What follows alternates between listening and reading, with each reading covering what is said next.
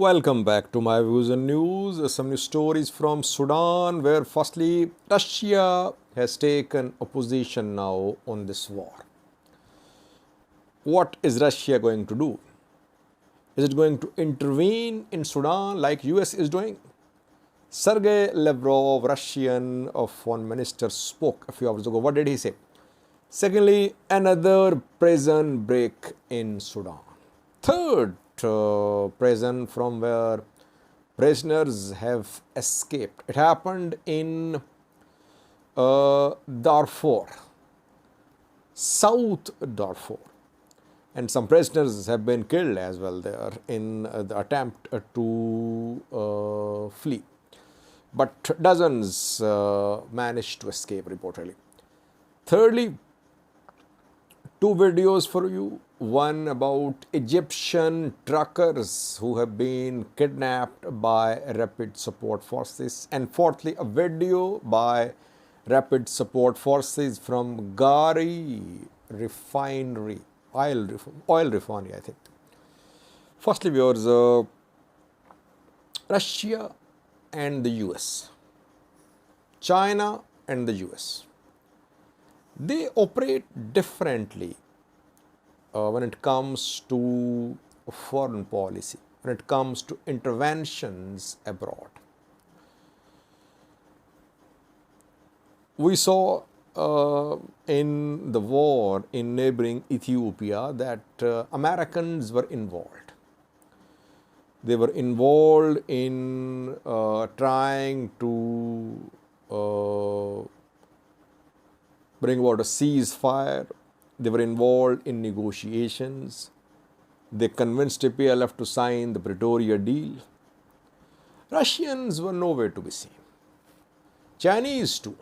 They said that the matter was internal matter. Ethiopians should resolve the issue on their own. Ethiopians were unable to resolve the issue on their own. That is why we saw a broad international effort with participation of African Union, IGAD, US, EU, and all sides played their role, and conflict was largely resolved in northern Ethiopia. Now in Sudan, again we're seeing here US Arab alliance is being seen because Arabs have influence in Sudan, so Arabia especially. US is trying to engage with Arab partners, and US has been in touch. Antony Blinken from day one, since the start of this war in Sudan on the 15th of April, has been in touch with both Houthi and al-Burhan. And due to US efforts, some ceasefires have been announced, though not respected. So US is involved fully. So far, diplomatically, it wants a ceasefire.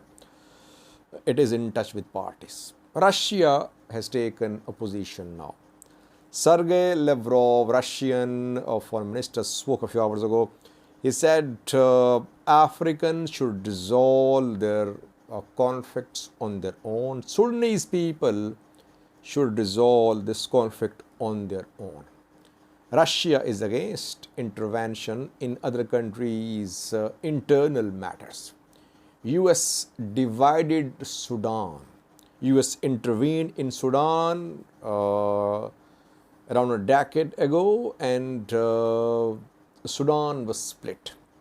Once again, US is interfering in Sudan. No one should interfere in Sudan.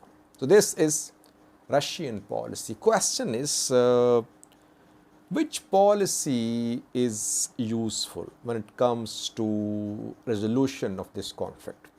American policy or Russian policy? Well, the war in Sudan broke out because the two factions were unable to resolve their disputes on their own. So there must be intervention, constructive intervention of some outsiders. If African Union can intervene in Sudan to resolve the issue, why not US? Why not Russia? Why not China? Sometimes you need support, you need external support to resolve internal issues. It happens. So, a constructive intervention should be welcomed. If you leave Al Burhan and Hamati on their own, this war will go on because there are no internal institutions to keep these commanders in check. People will die. They are dying because there are no institutions in Sudan. So that is why intervention should happen. It should be constructive. Russia takes such positions because obviously it is opposed to US. So whatever US does is opposed by Russia. Secondly, another prison break is being reported in Sudan. We saw 2 prison breaks before that from Al Huda prison. Thousands of prisoners were released after RSF fighters stormed the prison. Then Kober prison, from where hundreds fled, and their supplies of food and water were cut off to the prison. That is why the security guards opened the gates and prisoners escaped. Now, third prison break, and that is in South Darfur, Nyala. In Nyala, a Kober prison is the place from where dozens of prisoners have escaped. Why? Again, supplies of food, supplies of water were cut off to the prison. Prisoners were protesting. They asked security guards to let them out. Security guards resisted. There was confrontation. Security guards opened fire. Several prisoners died. They were shot dead by security guards, but then somehow the prisoners managed to get out. And dozens of prisoners have escaped Nyala prison reportedly. So it's not that RSF is attacking all the prisons. Problem is that when there is internal security situation in a city, it has its impact on prisons, police stations. We saw in Al Janina that police stations were attacked yesterday. And NGOs headquarters were attacked as well. So it is having impact. The ongoing war is having a broad impact in areas even where there is peace.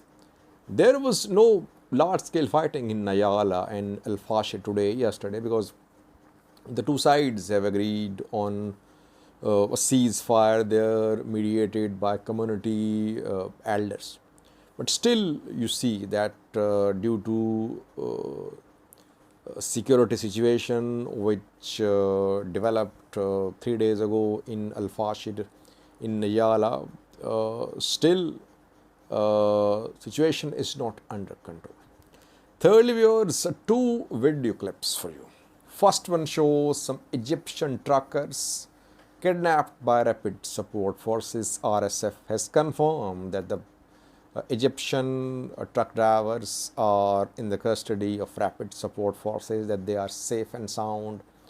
They'll be handed over to Egyptian authorities. A second video shows RSF fighters from an oil refinery in Gari. Gari area is under RSF. We have seen movement of several convoys of RSF fighters in this zone to the east and north, mostly to the east of Khartoum city, downtown Khartoum. Watch the 2 clips. We saw that Egyptian soldiers were taken prisoner by RSF fighters from Marway Air Force Base around a week ago. Those soldiers were handed over to the Red Cross, 27 of them. All of them remained safe. RSF did not harm any Egyptian soldiers. Though reportedly Egypt is involved in supporting Sudanese armed forces, Egypt has taken a position, very clear position, that Sudanese institutions must not collapse, that all entities cannot be treated equally in Sudan. So it means Egypt is definitely supporting Sudanese army. That is what, to put pressure upon Egypt. Or RSF arrests it, kidnaps Egyptians, but they are released ultimately. Yesterday, deputy administrative attaché of Egyptian embassy in Khartoum was shot dead while he was traveling in Khartoum. RSF offered condolence, and it promised to launch an inquiry into the death of this Egyptian diplomat. Watch two clips. First one shows Egyptian truck drivers who have been kidnapped by Rapid Support Forces. Second one shows Rapid Support Force fighters leasing a message from Gari oil refinery in Sudan. Thank you for watching. بسم الله الرحمن الرحيم. نحن الآن في السوق الحر لمنطقة قري.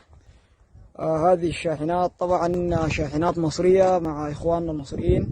الآن يعني قوات الدعم السريع تؤمن كل هذا السوق والبترول، ونحن الآن يعني حتى إخواننا المصريين معنا هنا، فنسمع منهم يعني كلمة حق يعني تجاه قوات الدعم السريع وتأمين لهم، وحتى هم معانا الآن يعني. طيب فضل يا أستاذ. يعني والله الناس دي عملتنا أحسن معاملة والله، ما في كلام يعني. ما في كلام ولا في عوجة والله. إن شاء الله إن شاء الله نحن معاكم حتى توصلوا مصر إن شاء الله. ربنا يوصلنا غير. الله يكرمك.